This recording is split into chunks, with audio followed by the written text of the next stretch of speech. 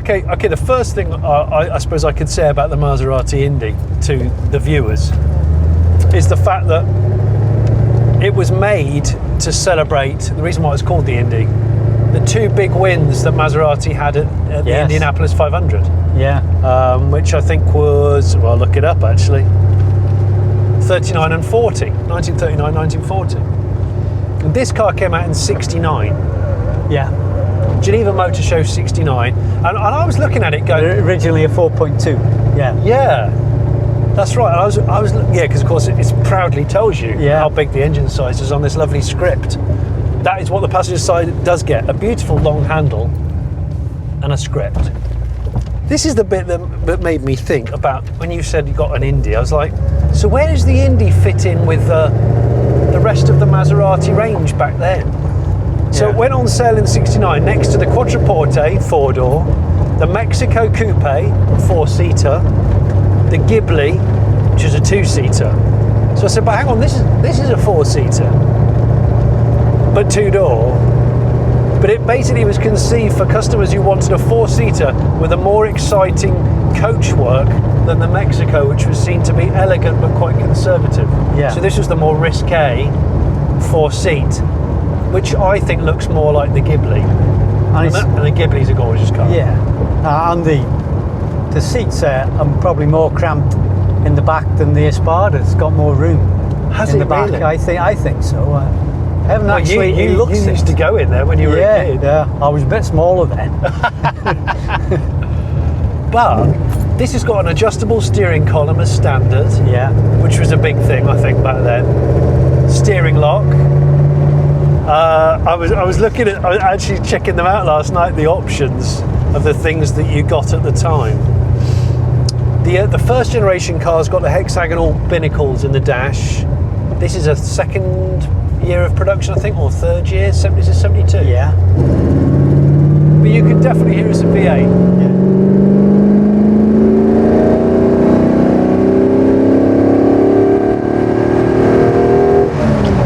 That is tall geared. It says that's... Yeah. Yeah. Do you know what? The other thing I was expecting when I read about the suspension, I was expecting it to be very wallowy, and it feels firmer than I was expecting. It is quite firm. I mean, the steering... Is the steering a bit lazy? They're very vague.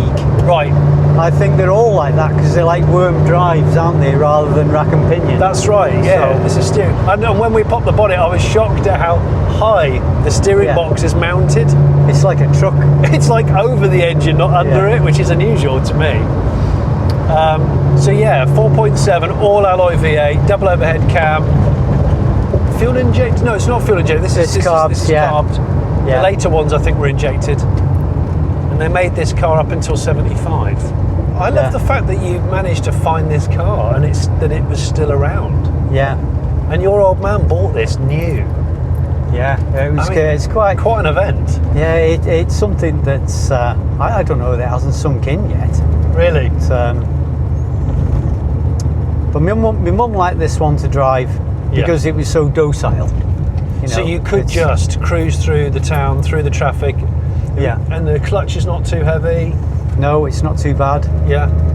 Now, one thing that really fascinates me about the Indy, it was the first Maserati model to be built when Citroen had just bought the company. Yeah. So this was on sale around the time of the SM.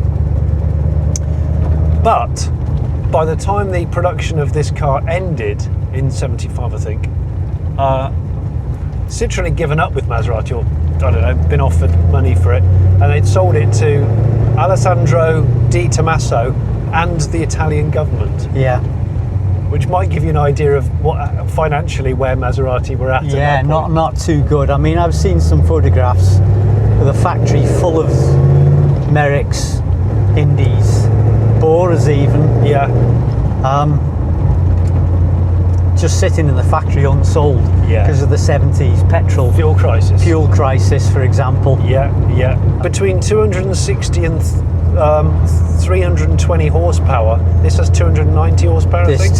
290. This is. Yeah, so that's a reasonable amount of power from what is a fairly small V8 by standards by them, 4.7, and they made so few. Yeah. 367 were made of the 4.7. It's so low. It is low. It's really low. And there's the suspension, double wishbones at the front. Yeah. Live axle at the rear. Axle. With leaves. Yeah. So you've got a lot of suspension technology at the front and not a lot at the back. Yeah, they've thought, let's just have leaf springs at the back. It's easier. Yeah. Yes. Mind you. Yeah. If you compare it to the Espada, it's double wishbones at the back. Yeah. So. Yeah. Technologically a more advanced car. Yeah. And I forgot to mention the Espada. My father ended up with a broken wishbone. It collapsed on the Espada. Did it? Yeah. Did he like working on the cars himself? No, not really. No, he'd always get somebody to do it, you know. Okay. So where did you get your tinkering? Where did you get your inclination to tinkle from? I think my granddad was very much hands-on. Hands-on, fix everything. Yeah. So I think I must have copied him, and I started taking things apart, even take my scale electric cars apart. Did you? Or as my mum would say, anything with wheels, you'd take the wheels off. So to see how it went together. To see how it works, how they built it. Yeah. So. Yeah. It's that curiosity. You still got that curiosity, though, it seems. I have it, yeah. Yeah. I have.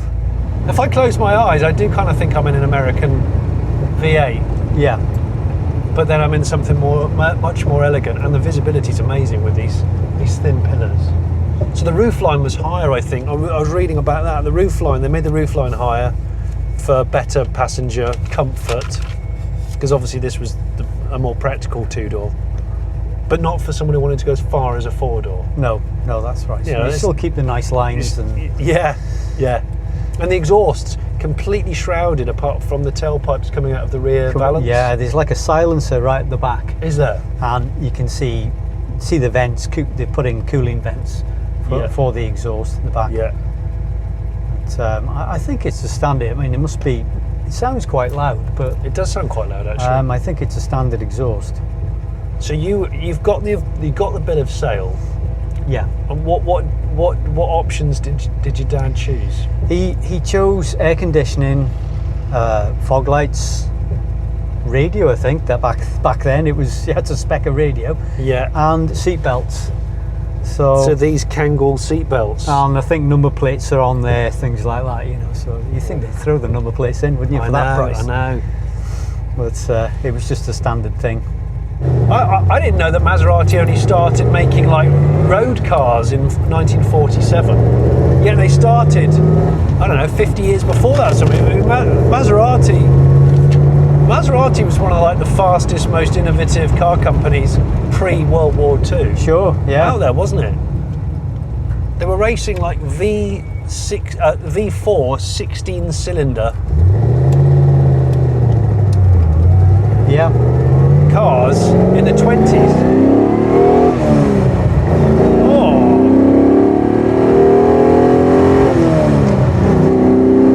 That's really strong. Yeah, that's pulling really strong. Yeah. What are your plans for this? Is it just a sort of like a rolling restoration type thing where you do bits and bobs? Like the Espada, I just want to go through it, make sure it's mechanically sound and leave the rest. It doesn't matter if something's, if the body it's got a bit of rust or it's not the best spray jobs because it's got it's been at least 3 colours that we know. It's got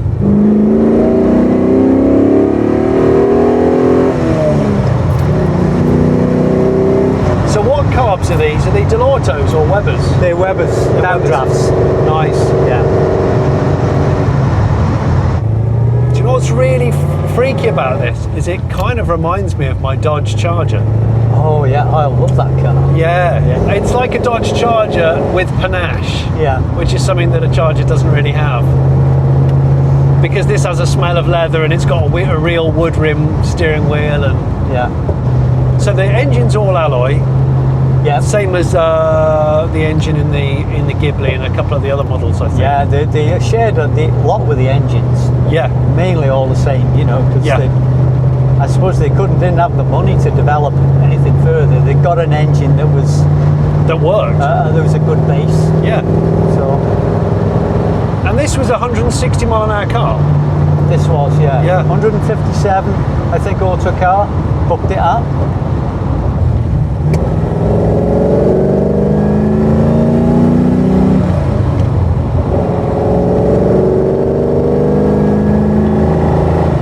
I reckon it's quicker than my Dodge. Yeah. Yeah. So what's this about? Is this about 7 seconds to 60? Or just a smidge under that? About 7.5, I'd say, something like that. It's similar performance, I reckon. Yeah. So your Dodge is what, 7 litre, is it? 6.3 mine is. Oh, so it's the baby big block. Yeah. But you can definitely tell there's a sort of, there is a relationship there. You know, this is a sort of Italian brother. Yeah. Yeah, weirdly, the back end with that live axle and the leaves feels a lot more solid than I was expecting. Yeah. And it's old as well. You know, I think the leaf springs probably could do with a refresh or something like that. That's the area of car renovation which so many people overlook. Yeah, is how much better a car drives a new suspension. Yeah. Because you always think, I'll just give it more power, or I'll make it stop better. But it's that bit in the middle, the bushing and the suspension thing, makes a world of difference. When you take this out, most people, I bet, don't know quite what it is. No. They know it's a Maserati because they see that lovely three fork, you know, the three-pronged fork. But do they know what it really, really is? Yeah. I'm going to say no. You can do a U-turn here if you want. Can I? Make it quieter, yeah. So you do get that a lot. Well, and it's in that great colour. It's like you're in a spaceship. So. I actually think that all three colours this car's been in, I like. Yeah. I like the tobacco brown.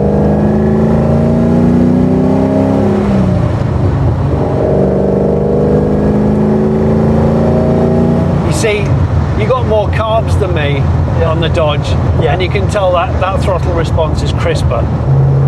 Effectively, you've got 4 throats. You've got a carburettor per cylinder. Yeah. So. Yeah. And tons of torque. I mean, I've just been going through in third. Yeah. I kind of forgot I was in third. I left it in fifth yesterday, thinking I was in third, and it still did pull okay. Did it? Yeah. So but that's the torque there, isn't it? That's the joy of that's the difference between this and the Lamborghini, I think. What torque? This is torqueier. Yeah. Less high revving. Yeah. You know, 5,500 revs tops. Really. Of course. You can push it to 6, I think, but no point. Where the Espada's quicker, right?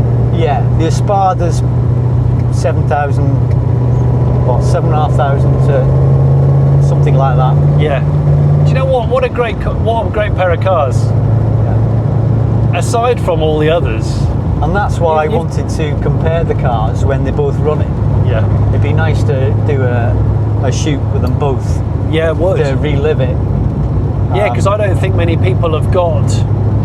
I mean, an Espada's a pretty rare car anyway. This is a very rare car anyway. And but like they look great in the garage together. Yeah. And do performance testing somewhere as well.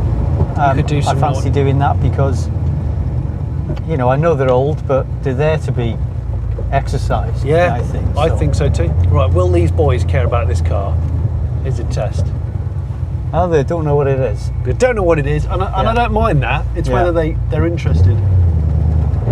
I think it might have been the same bunch of boys who came over to me in the RS4, and I could see he wanted to speak to me. Yeah. But he sent one. All his mates sent him. Oh, did he? He sent and one he out. Said, when you leave, can I ask you a favour? I said, yeah, sure. Can you rev it up? Oh, of course. So out come the phones, so I don't know where it ended up. But I gave them what they wanted. Hey, you're making memories. Yeah, yeah. You're making memories. You've got to think when you were back as a kid, you know. If I was a lad on a bike, well, I remember it. There were a couple of cars which were really, really trick in the village, and I used to really enjoy seeing them. And there's always somebody that lets you sit in a special car at a car show or whatever, and and you don't forget it. No, exactly. You don't forget it, and you know, sometimes these people grow up and they say, ever since I sat in that car, I had to find and buy one at some point in my life. And that's what sows the seeds, doesn't it? Yeah. A sort of inspiration.